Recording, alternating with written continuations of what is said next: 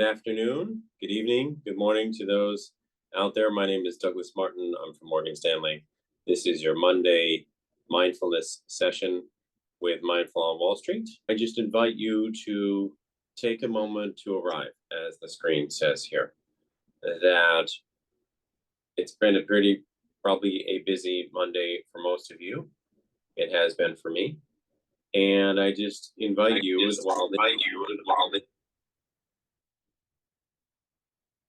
a little bit of feedback here. Okay. That as we transition, this is another Zoom meeting, and in some ways it's just like the last one you might have been on, but we're trying to be a bit more intentional. So do whatever you need to do physically to sort of arrive into this meeting, meaning getting your body and your mind in the same place. And that might be like taking your phone and putting it face down, or a notebook, or sort of organizing your physical space, maybe just grabbing a glass of water, or just sort of checking your posture. And now we're going to get right into it and just do what is called a micro practice, or again, a minute to arrive. And I just invite you to take an upright yet relaxed posture. You can keep your eyes open for this. Feet flat on the floor. And just take a couple of deep breaths. So inhale through the nose. Exhale through the mouth. One more like that. Inhale through the nose.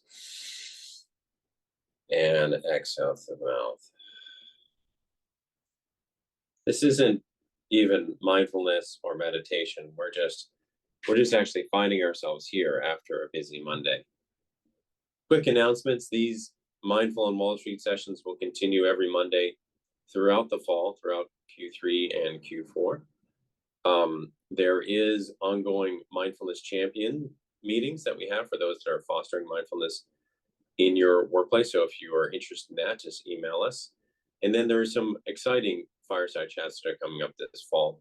One that's happening in October that should be listed out on the Mindful on Wall Street webpage, as well as the newsletter. So just baselining about what mindfulness is, a couple of working definitions here. On the left-hand side there, paying attention in a particular way on purpose.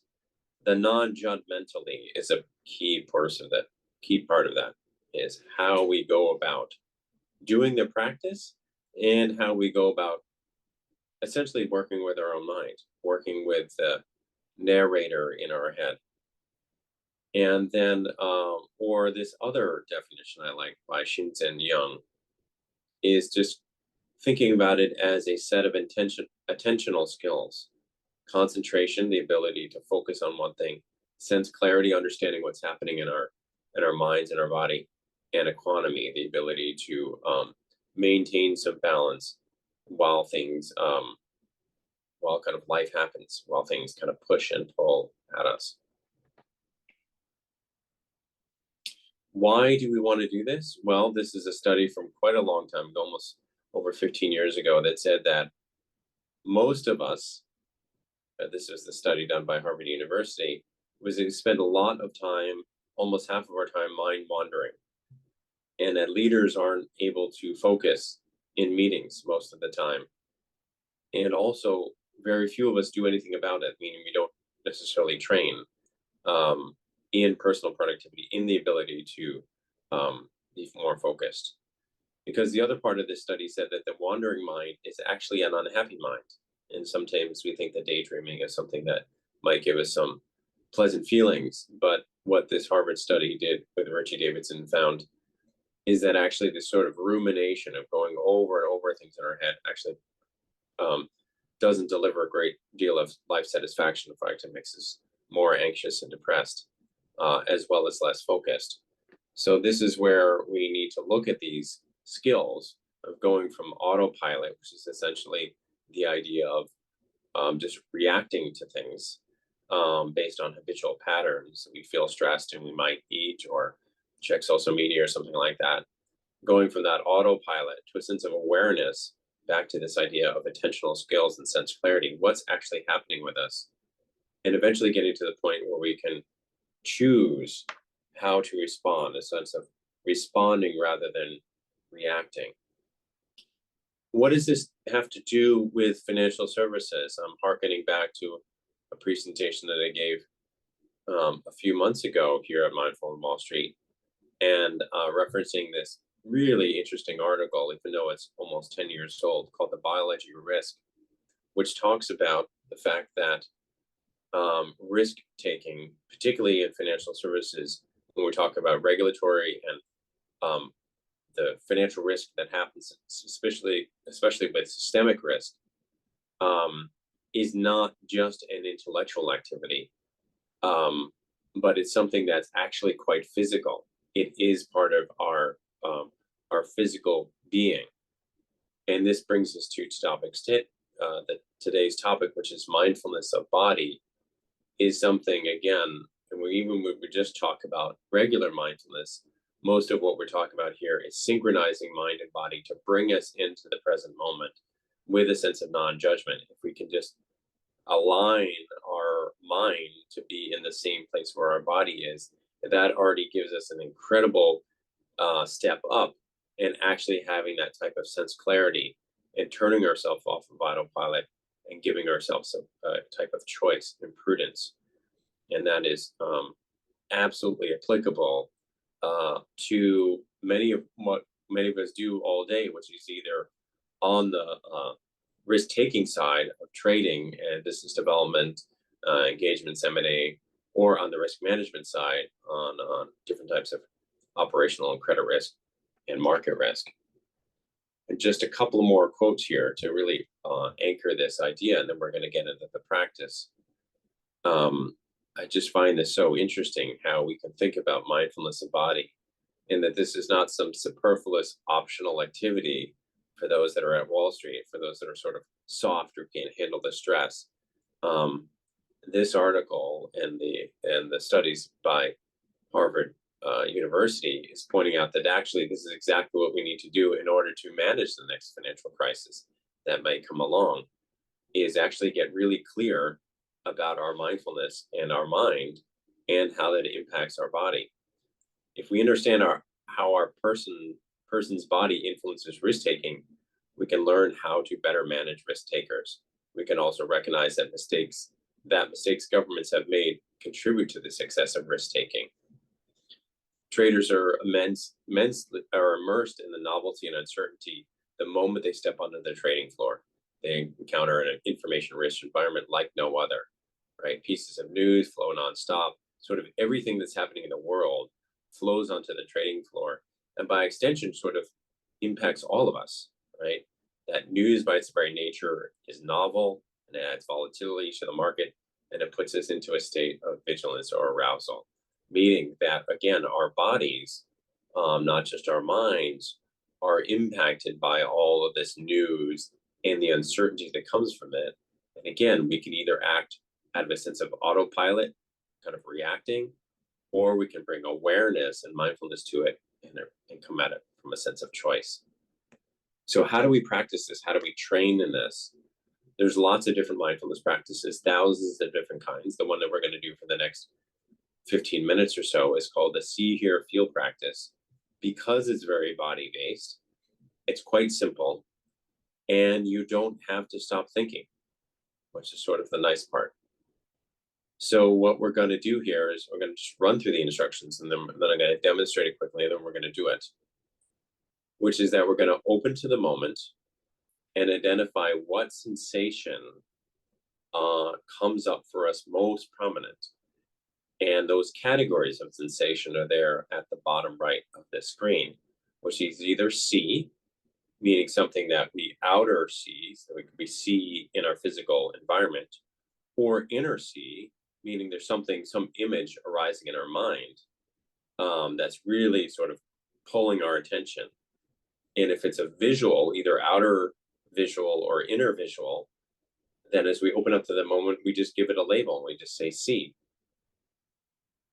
That's one option. Second option is what might come up for us is that there's a lot of noise in our environment. So there's a fire truck going by with a siren or something like that. You hear something, and that's what really pulls your attention. That's what's sort of impacting your body. And so in that moment, you just label that moment as here. You just sort of give it that label, even-handedly, not judgmentally. Of course, there's also inner hearing, meaning that you're talking to yourself, or you're hearing the voices from a meeting earlier today, or you're hearing a family member sort of in your mind. And that also can pull our attention away from everything else. And if that happens and we notice it, then we simply label it here. Same thing is true for physical sensations. If we're having a pain in our knee, or there's something that in our physical environment that's really sort of pulling our attention, maybe a fan or heat or something like that, we just label it feel. And same thing with emotional feelings, sort of feelings on the inside. If something's really sort of tender for us from a feelings perspective, and that's what's most prominent in the moment, then that's exactly what we do. We just label it feel with a sense of care for ourselves.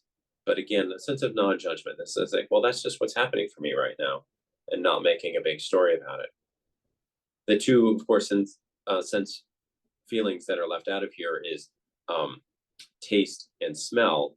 We just lump them into feel because in some ways it is related to a feel, a type of touch or feel, is either the sense or taste, a smell or taste. So that's it. And it looks something like this. So you just simply take an upright, relaxed posture. You might take a deep breath again to sort of anchor yourself. This is just a quick demo. And then I'm going to say it out loud, but you would be saying these labels to yourself with a sense of see, hear, hear, feel, feel, like that. Some kind of slow but steady cadence of checking in. You can even go slower than that with those labels. You're not trying to catch every single thing that's in your environment. There's just too much input. But what we're doing here is practicing of noticing what's coming up for us, noticing what's happening in our environment, and notice what's happening inside our environment, meaning inside ourselves. So we're going to give that a go for a while. And again, I'll guide us a little bit at the very beginning, and then I'm going to give us some silence so you can really practice it. And then we'll have a few minutes at the end to discuss this experience. So we're going to practice for about 10 minutes like this. So again, take in a nice yet upright yet relaxed posture. You can leave your eyes open with sort of a downward gaze, or close them if you like. Either is fine. And now you're just opening up to the next moment. And with care and steadiness, and non-judgmentalness, labeling that moment, seeing what is most present for you. Is that a see or a hear or feel, and labeling it. Rest with that for a few seconds, 3, 5, 6 seconds, and then open to the next moment.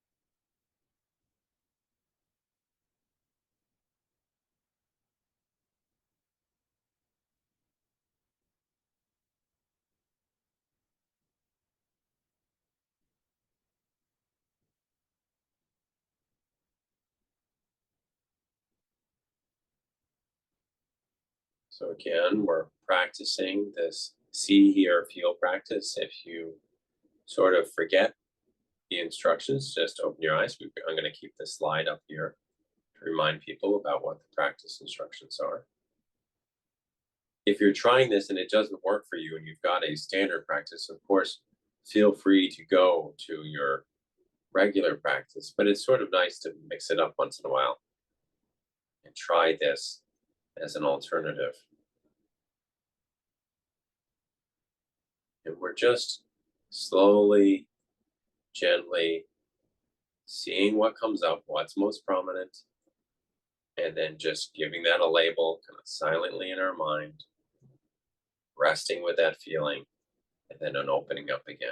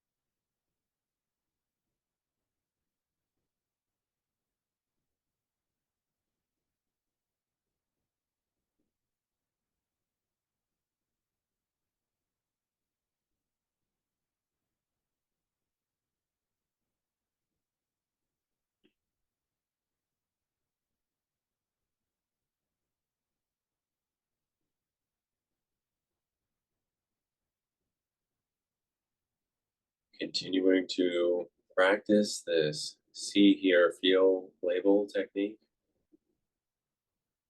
As I demonstrated, it's fine if you end up sort of repeating the same label several times in a row, because again, the particular sensation of physical feeling or emotional feeling or hearing continues to be most prominent.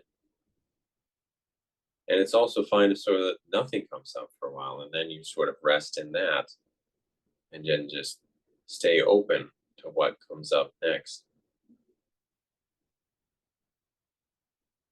And the general attitude that we're taking here is one of something like, ah, That's very interesting, right? These feelings that we're having, we don't have to label as either pleasant or unpleasant. We're just labeling them as see, hear, or feel. They're just what's coming up. So they're not for us or against us in that way. So we're just, again, this non judgmental, like, that's interesting. I'm interested in what comes up next.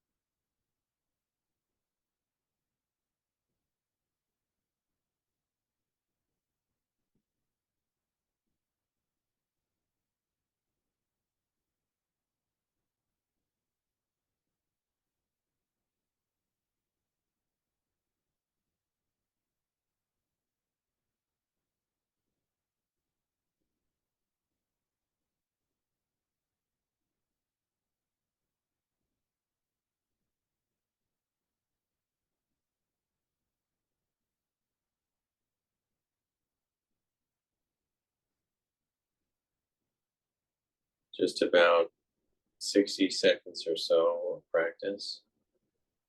So continuing on, just slowly, steady, opening to the moment, seeing what's prominent for us and giving it one of these nine labels, or three labels. We can just label it see, hear, feel.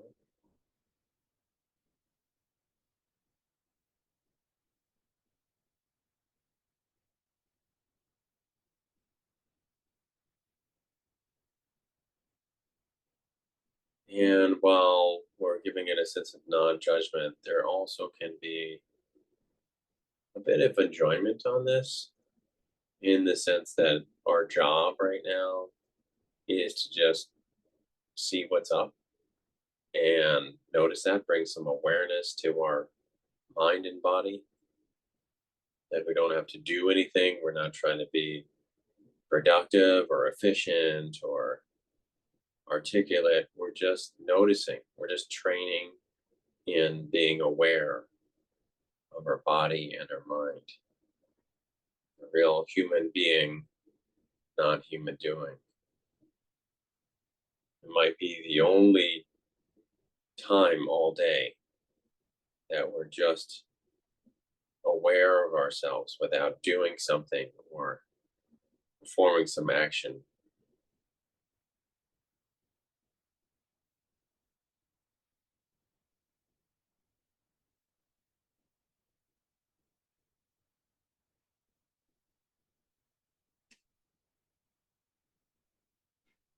Okay, so you can slowly open your eyes, and raise your gaze. And I know we've got a lot of people on Zoom here. I love to make things interactive. Um, I got one anonymous attendee saying it's freezing in my office, so I had a lot of feel. I can recognize that when the AC is up high, but love the human being versus human doing. That's very kind. Thank you. Thanks for doing this. Can we get the reference to the two articles? Yes, absolutely. I'll work with Alice Kim to make sure that those get posted, at least a link posted on the Mindful on Wall Street website. A couple of thanks. That's great. As someone who's done TM before, I found the labeling especially helpful. The feeling was more experience it and let it go. I found the labeling actually helpful in letting it go. Yeah, that's the idea, by sort of just putting that little sticker on it that helps with noticing something that's coming up and then letting it go. Oh, and then I got the same question around the feel part of it, which is again particularly helpful when you're experiencing a strong AC. And some other folks saying that this was relaxing. I hope it comes off that way. If it's not relaxing, that doesn't mean that you're doing it wrong, right? Relaxation is a wonderful byproduct of most mindfulness practices. But if you're noticing that it's sort of just, um, it's sort of just making it clear about what's happening in your mind or body already, then that's fine too. That doesn't mean that you're doing something wrong. We're just trying to bring awareness to that. And if the awareness is, I'm feeling sad right now because my dog is at the vet or something like that, well, that's what's true. And that's what's up for you. So that doesn't, while it's a wonderful byproduct, doesn't mean if you're not feeling that sense of relaxation or you're not feeling a sense of evenness or non-judgmentalness that you're doing something wrong. It might mean that this is what's actually happening for you. And that's really what we're after here is, again, that a sense of awareness of what's really happening in our mind and our body so that we can be off autopilot and actually decide with clarity how to respond to our lives, to what's happening in the markets, what's happening with our clients, but probably more importantly than anything, we're responding to our spouse and our family and our children with that sense of clarity, sense clarity of what's happening for us so that we can be there as choiceful actors and be of benefit. Last call, I'm just going to scan through some of the Q&As. Sound in my quiet little town has become a lot of sounds of traffic.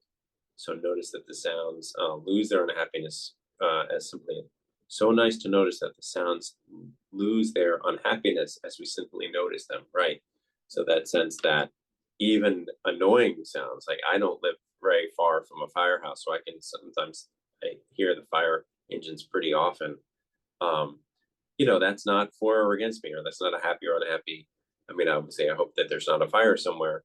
But those sounds don't have to sort of automatically trigger. You can just be like, oh, that sound is happening right now. Great. I know we're now past the half hour, so I'm going to end the webinar, but please keep, obviously we're going to close the webinar, so the comments will go away, but please keep the comments, suggestions, ideas coming through. hello@mindfulonwallstreet.org is the place to send those. Or if you're internal to Morgan Stanley, feel free to send them on to me. We are really interested in making sure that these Mindful on Wall Street sessions stay relevant, pertinent, and sort of helpful to all of you. So if you have ideas, guest speakers, other fireside chats, other things that you want us to focus on or build on and so forth, we're a small but mighty force and really ready to take on those new ideas. So please send them along. Again, these Mindful on Wall Street sessions will continue every Monday at 5 p.m., close of market time. And look forward to seeing you again on a future Monday. And again, keep a lookout for that upcoming fireside chat in October. Thank you so much for your comments and your questions, and most importantly, for your presence in your practice today. Have a wonderful evening. Thank you.